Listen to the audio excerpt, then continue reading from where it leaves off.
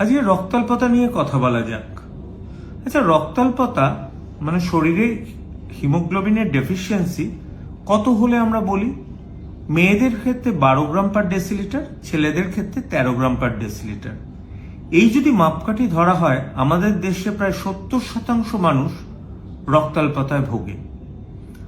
আর এই রক্তটা তৈরি হয় কোথা থেকে? রক্তের মজ্জা থেকে। এখন রক্তাল্পতা এবং আয়রনের অভাব দুটো কি সমার্থক শব্দ? না। অনেক সময় শরীরে আয়রন প্রচুর বেশি থাকে কিন্তু মানুষ রক্তাল্পতায় ভোগে। সেটা হতে পারে যদি বোন ম্যারো ঠিকমতো কাজ না করে, সেটা হতে পারে যদি থ্যালাসিমিয়ার মতো কোনো রোগ থাকে যেটাতে 120 দিন লোহিত রক্তকণিকা বাঁচার কথা, তার বদলে 30 দিনে নষ্ট হয়ে যায়। তাহলে দুটোর মধ্যে ডিফারেন্সিয়েট করব কি করে? দুটোর মধ্যে মানে একটা হচ্ছে হিমোগ্লোবিন কম, একটা আয়রন লেভেল কম, অবশ্যই ব্লাড টেস্টের মাধ্যমে।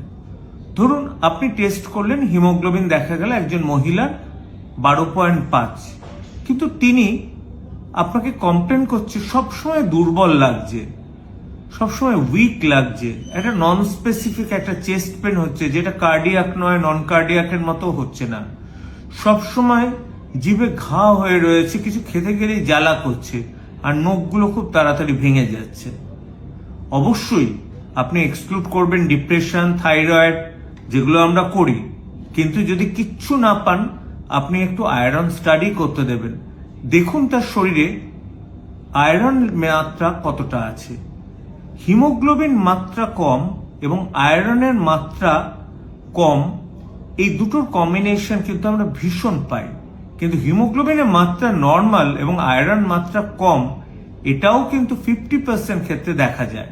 কারণ আমাদের বোন ম্যারো সাপ্লাই করতে থাকে যতক্ষণ তার মধ্যে স্টোরেজ আয়রন থাকে, যাতে অন্তত শরীরে হিমোগ্লোবিনটা মেনটেন্ড হয়।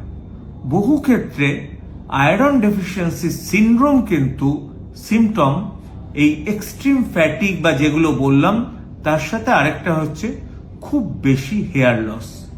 এগুলো হলে ফেরোকাইনেটিক্স বলে একটা টেস্ট হয়, সেই টেস্টগুলোর মাধ্যমে আপনি শরীরের আয়রন লেভেল দেখবেন এবং আয়রন রিপ্লেনিশ করবেন, হয় ওরালি নয় ইন্ট্রাভেনাসলি, তবেই আপনি ভালো হবেন।